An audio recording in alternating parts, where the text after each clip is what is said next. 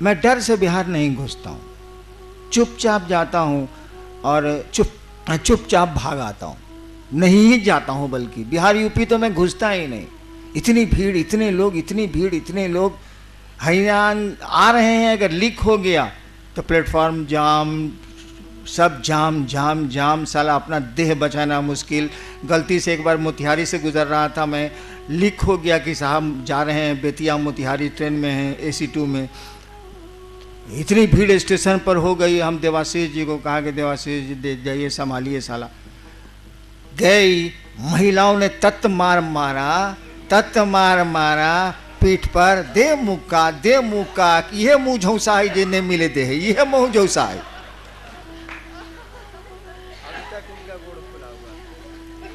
सही घटना ऐसे टाटा में हो गया। मैं जा रहा था उड़ीसा, लीक हो गया कि साहब गुजर रहे हैं, फिर वहां भी वही स्थिति हो गई। तो देखिए, शुरू किया था, कोई नहीं था। मुझको याद है वो दिन जब 8-10 गुरु भाई आते थे और उनको खाना बना के खिलाना और उनके जूठे बर्तन साफ करना मेरी पत्नी किया करती थी। और मेरी पत्नी किस परिवार से आती हैं ये बताने की ज़रूरत नहीं, तब भी वो करती थी। यही भाव था कि लोग शिव को गुरु माने, शिव से जुड़ें, हमारे गुरु आपके भी गुरु हो जाएं, मेरा महादेव आपका भी महादेव हो जाए, यही भाव था। परिणाम तो उतरे। आपकी नीयत क्या है ये बहुत महत्वपूर्ण है। आप चाहते क्या हैं? अगर गुरु चर्चा से ये दिखलाना चाहते हैं कि आप बहुत बढ़िया ओरेटर हैं, बहुत बढ़िया वक्ता हैं, आगे नहीं बढ़िएगा आध्यात्म की दुनिया में। कम से कम एक घर तो छोड़ दीजिए ना भाई साहब, बाकी जो काम करते हैं करिए ना। हम कहां कुछ बोल रहे हैं, वो गुरु सुधारेंगे, लेकिन जिसको सुधारना है उसी को आप सुधारने लगते हैं, भारी मुश्किल है। वो गुरु आपको सुधारेगा, गुरु चेतना का परिमार्जन करते हैं, गुरु शिष्य को शिव से जोड़ते हैं, आप गुरु को ही सुधारने लगते हैं। अजीब स्थिति है आपकी। कौन कहता है कि आप पैसा नहीं कमाइए? आदमी का जीवन है तो पैसा नहीं कमाएगा, अर्थोपार्जन नहीं करेगा, वो करेगा ही, खाएगा क्या वो? लेकिन शिव चर्चा को बेचते हैं, शिव चर्चा में सम्मान खरीदते हैं, शिव चर्चा में दूसरी चीजों को सामने रखते हैं। कम से कम वो घर तो छोड़ दीजिए। बाकी हमको कहीं कोई एतराज नहीं है। आप कहिएगा मैं बाकी चीजें दे सकता हूं, लेकिन छोड़िए तो पहले से ही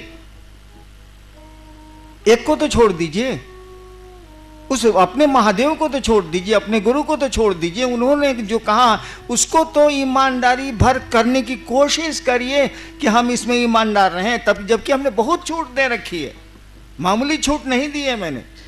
और मेरी छूट मैंने ही शुरू किया है ना, तो मेरी छूट यानी उस महादेव को, मेरी छूट को तो आदर देना ही होगा, उनको मानना ही होगा, क्योंकि शुरू मैंने किया है।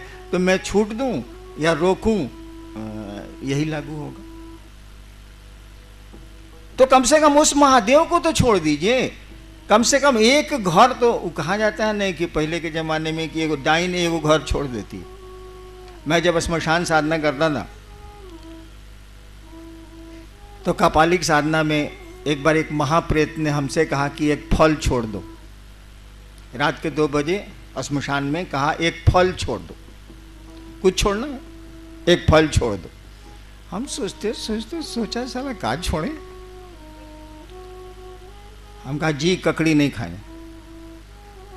हम सोचा कि यह एगो है जिसको छोड़ा जा सकता है, ककड़ी नहीं खाए तो हो गया। एगो फल छोड़ दो, ककड़ी भी फल है, मैंने फल छोड़ दिया। जब शिव गुरु हो गए तो सतीशवा बक्सर से ककड़ी ले आता था, मैं प्रेम से खाता था, कहा कि मैंने वादा वहां किया था, शिव के सामने थोड़ा ही किया था, मैं प्रेम से खाता था। तो हमको आपको भी उस घर को छोड़ देना चाहिए। जो गुरु कहते हैं उसको ईमानदारी से करने की कोशिश करिए, करिएगा, परिणाम आपको मिलेंगे। मिल रहे हैं तभी इतनी भीड़ है। कितना हुआ, कितने साल बीते हैं शिव चर्चा के, कितना वक्त गुजरा है। अरे कमरे से बाहर मैंने शिव चर्चा शुरू की थी 1990 में, 22 साल न हुआ है। 22 साल में बिहार यूपी में कौन गांव कौन गली बची हुई है? जहां शिव चर्चा नहीं होती है, परिणाम है तब ना है। हम लोग कहाँ जाते हैं, मैं तो आजकल निकलता भी नहीं। परिणाम है तब ना लोग शिव से बन रहे हैं, और आप घोषणाओं पर घोषणाएं किए जा रहे हैं, लोगों को शिव चर्चा की ओर मुखातिब किए जा रहे हैं, प्रेरित किए चले जा रहे हैं। परिणाम है तो गुरु चर्चा करिएगा, गुरु का आदेश करिएगा, तो आपको भी लाभ ही होगा। आप देखिए ना, मैंने तो देखा है 30 वर्षों में, जब मैं कमरे के भीतर भी शिव चर्चा करता था या बाहर भी करने लगा, तब से आज तक मैं देख रहा हूं लोगों के कष्ट में कमी आई है, लोग अच्छी स्थिति में गए हैं। पैसा आपके पास भले नहीं हो, पैसा तो मेरे पास भी नहीं, पैसा आपके पास भले नहीं हो, लेकिन अच्छा पहनने लगे हैं आप, अच्छा खाने लगे हैं आप, आपके परिवार के लोग अच्छे रहन सहन में रहने लगे हैं। ये मैं लगातार देख रहा हूं, और आपके कष्ट कम हो जाते हैं। कब नहीं कम होते हैं? जब आप इसका रोना रोते हैं। दवा खा नहीं रहा है, रोग के बारे में हल्ला कर रहा है, दवा बताई जा रही है, बताई जा रही है, आप सुन ही नहीं रहे। अरे औषधियों के इंतजार में व्याधियां प्रसार थोड़ी रोक देंगी। आप दवा नहीं खाएगा तो बीमारी रुक जाएगी कि बीमारी बढ़ेगी? उसका लक्षण है बढ़ती है, वो दवा तो खानी होगी। तो आप ये रोना क्यों रोते हैं? कष्ट किसको नहीं है यहाँ? कौन मुक्त हुआ है इससे? शिव भी शरीर में आए तो मुक्त नहीं हो सकते वो। ये योनिगत दोष है। योनिगत जैसे होइएगा, आपके कर्मफल आपका पीछा करेंगे, काल का प्रभाव पर पड़ेगा, समय का प्रभाव पर पड़ेगा। वो तो शिव भी शरीर में आएंगे तो उनको तो जगत के नियमों में चलना होगा। हिंदुस्तान में घुस आइएगा आप अमेरिका से, आप कहिएगा कि यहाँ का कानून हम नहीं जानते हैं। वाह, ignorance of law is no excuse. कानून नहीं जानना कोई माफी नहीं है। अरे भाई, कोई आदमी इस देश में घुस जाएगा नेपाल से, कहेगा हमको यहाँ का कानून, यहाँ का आदमी नेपाल चला जाएगा, कहेगा हमको कानून नहीं मालूम था इसीलिए ऐसा किया, सजा नहीं मिलेगी उसको? मिलेगी। तो इस धरती का जो नियम है उसमें शिव भी आएंगे तो उनको यहाँ के काल चक्र में पड़ना ही पड़ना है। तो कौन मुक्त है यहाँ? और कष्टों के बाद भी कुछ चीजों को आप पकड़े हुए हैं, भारी परेशानी में भी कुछ चीजों को पकड़े हुए हैं आप, परिवार को पकड़े हुए हैं। बेटा अच्छा लगता है, पत्नी अच्छी लगती है, कुछ चीज़ें अच्छी लगती हैं, कुछ लोग अच्छे लगते हैं। भीषण कष्ट में भी जो अच्छे लगते हैं वो आपको अच्छे लगते हैं, उनको नहीं छोड़ते आप। शिव ही एक पराया है, वही महादेव दूसरा है, उसी से रिश्ता इतना कमजोर है कि छोड़ दिया जाए, बाकी किसी चीज को नहीं छोड़ा जाए। अच्छे कपड़े साफ पहनना नहीं छोड़ा आपने, नहाना नहीं छोड़ा आपने, खाना अपने मर्जी का खाना नहीं छोड़ा आपने।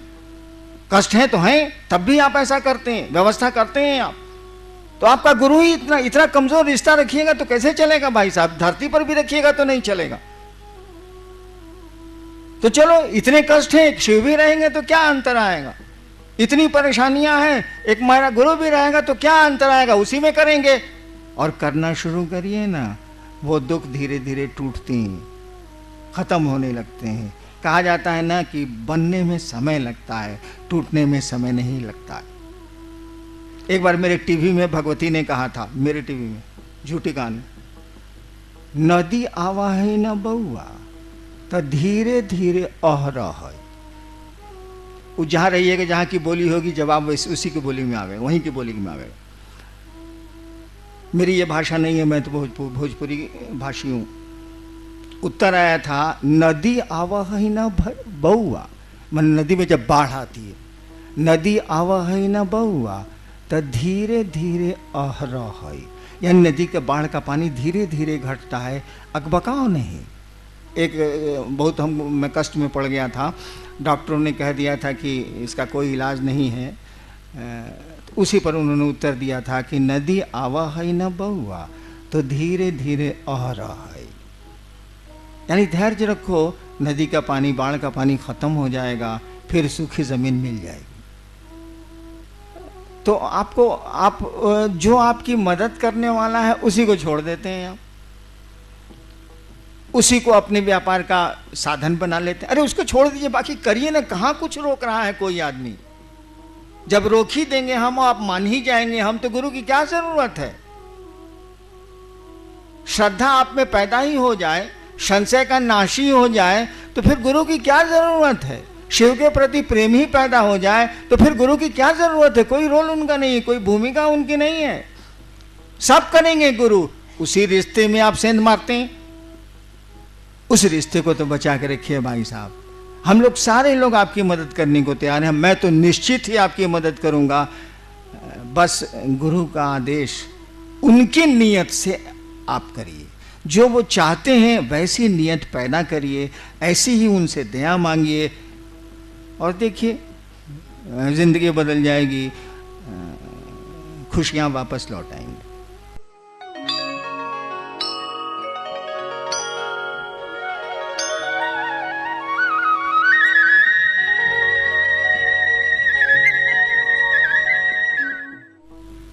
बातें हुई, जिज्ञासाएं भी आई। मैंने जो देखा या सुना, किसी ने शिवलिंग पर पूछा, किसी ने कहा कि अन्नू भैया सार्थकता बोलते हैं शिव की, शिवलिंग की, साहब कुछ नहीं बोलते। किसी ने कुंडलनी साधना पर पूछा, हालांकि आज विषय कुंडलनी साधना का नहीं था। एक बात समझिए, इस पूरी दुनिया का रहस्य क्या है?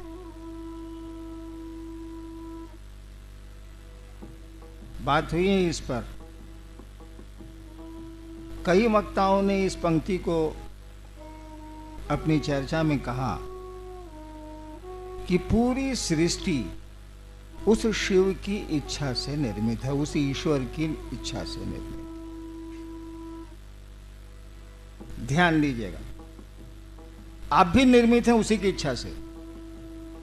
ये खुदा की खुदाई है, उसकी इच्छा से यहां सब कुछ निर्मित है, चल भी रहा है, टूट भी रहा है, फिर निर्माण हो रहा है। क्या वह इच्छा आपके पास है? मैं महोत्सव में नहीं बोल रहा, इसीलिए समझने की कोशिश करिए। वह इच्छा आपके पास भी है। क्या नहीं बनाए हम लोगों ने, बनाते चले जा रहे हैं। बीमारियों से लड़ने के साधन, रहने की व्यवस्था, आवागमन के नए नए उपाय, आवाम, क्या नहीं बनाए? किस चीज से बनाए? अगर सोचा नहीं होता, अगर संकल्प नहीं लिया होता, न टेबल बनता, न मकान बनता, न हवाई जहाज बनते, न पनडुब्बियां बनती। किसी ने सोचा, ज्ञान लिया, क्रिया की, यानी मूल बात है उसकी सोच, उसकी इच्छा। उसकी इच्छा, उस कहा जाता है कि शिव की इच्छा में तो बड़ा बल है, उसकी इच्छा ही शक्ति है। कहा जाता है शिव की इच्छा ही शक्ति है। शिव शक्तियों से जाने जाते हैं, उसी की इच्छा से वो जाने जाएंगे। वो आप में भी आई है, और बहुत कुछ तोड़ते हैं आप, बहुत कुछ बनाते हैं आप, बहुत कुछ रखते हैं आप, और इसके पीछे एक ही रहस्य है, आपका संकल्प। संकल्प शब्द का प्रयोग इसीलिए किया गया है कि आपकी इच्छा थोड़ी कमजोर है उस ईश्वर से। आप अस्पताल जा रहे हैं, नहीं भी जा सकते हैं, आप सर्कस देखने गए हैं, लौट आ सकते हैं, कोई घटना आपको वापस बुला सकती है, यानी इच्छा है आपकी कि आज सिनेमा जाएंगे, सिनेमा हॉल में बैठे भी हैं आप सिनेमा देखने को, और दुर्घटनाएं आपको घर भेज देती हैं, दूसरी जगह भेज देती हैं, और हमको आपको जाना पड़ता। यानी इच्छा तो है सिनेमा देखने की, लेकिन वो इच्छा टूट गई, किसी ने तोड़ दिया या टूट गई। यानी हमारी आपकी इच्छा है कमजोर, लेकिन यही इच्छा जब संकल्प का रूप लेती है, यही इच्छा जब भाव का रूप लेती है, एक ही चीज है वो, प्रेम, भाव और विचार। इच्छा जिसको बोलते हैं, इच्छा में विचार ही है, थॉट्स है। वही इच्छा जब मजबूत होती है तो आप इसको भाव शब्द देती हैं, है वही। यही भाव जब मजबूत होते हैं तब आप प्रेम या दुश्मनी जो कहिए, आप प्रेम का रूप देते हैं। है वही पानी, वही है जो भाप भी बना है, या भाप वही है जो पानी भी बनता है और बर्फ भी है वही। यानी उस सृष्टिकर्ता के पास जाने के साधन आपके पास हैं, क्योंकि उसने अपनी इच्छा से पूरे जगत का निर्माण किया है। आप अपनी इच्छा से शिव के पास जाएंगे। वो ऊर्जा आपको दी हुई है, वो अस्त्र आपके पास है, वो साधन आपको दिया हुआ है। आपकी इच्छा कमजोर है, इसीलिए कहा जाता है कि इस भाव होगा तो शिष्य बनेंगे आप, भाव होगा तो देवता लभ्य होंगे, भाव होगा तो देवताओं का दर्शन होगा। कुछ नहीं है, ये आपकी इच्छा है और कुछ नहीं है। इच्छा अभी होती है फिर टूट जाती है, लेकिन इच्छा जब ठहर जाएगी तो उसके रूप बदलेंगे, उसके परिणाम भी बदलेंगे। रहेगी मटेरियल वही है, सामान वही है, वेस्ट वही है, हाइड्रोजन 2 ऑक्सीजन 1 उतना ही है। पानी में, बर्फ में, भाप में मटेरियल तो एक ही है। मटेरियल आप ही के पास, वो इच्छा का मटेरियल है, उसको आप मजबूत